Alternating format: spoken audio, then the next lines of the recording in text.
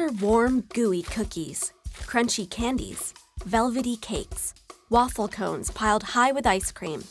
Is your mouth watering? Are you craving dessert? Why? What happens in the brain that makes sugary foods so hard to resist? Sugar is a general term used to describe a class of molecules called carbohydrates, and it's found in a wide variety of food and drink. Just check the labels on sweet products you buy. Glucose, fructose, sucrose, maltose, lactose, dextrose, and starch are all forms of sugar. So are high fructose corn syrup, fruit juice, raw sugar, and honey. And sugar isn't just in candies and desserts. It's also added to tomato sauce, yogurt, dried fruit, flavored waters, or granola bars. Since sugar is everywhere, it's important to understand how it affects the brain. What happens when sugar hits your tongue? And does eating a little bit of sugar make you crave more? You take a bite of cereal. The sugars it contains activate the sweet taste receptors, part of the taste buds on the tongue.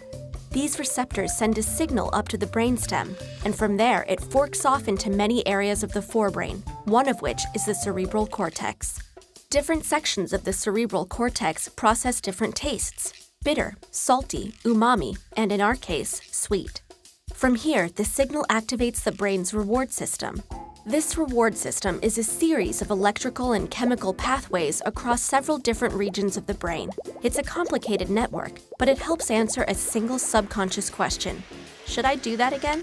That warm, fuzzy feeling you get when you taste grandma's chocolate cake? That's your reward system saying, yes. And it's not just activated by food. Socializing, sexual behavior, and drugs are just a few examples of things and experiences that also activate the reward system. But overactivating this reward system kickstarts a series of unfortunate events: loss of control, craving, and increased tolerance to sugar. Let's get back to our bite of cereal. It travels down into your stomach and eventually into your gut. And guess what? There are sugar receptors here too.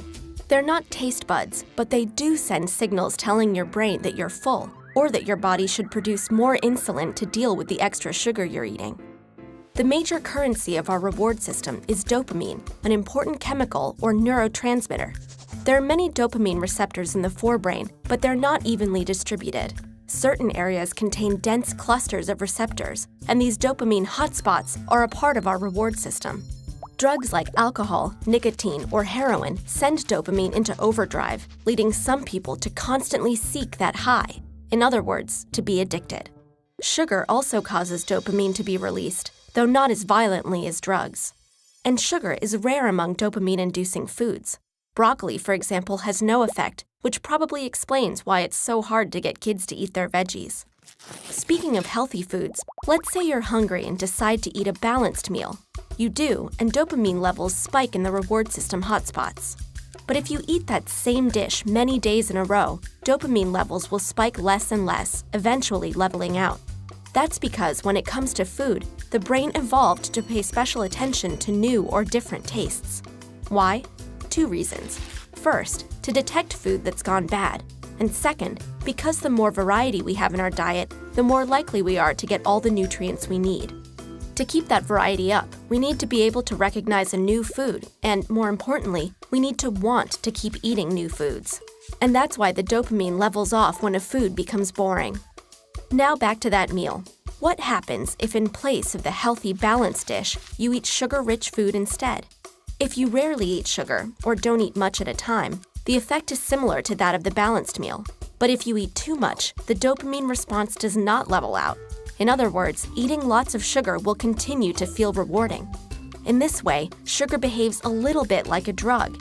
It's one reason people seem to be hooked on sugary foods. So think back to all those different kinds of sugar.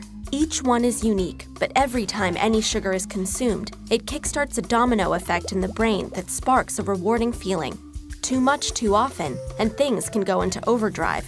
So yes, overconsumption of sugar can have addictive effects on the brain. But a wedge of cake once in a while won't hurt you.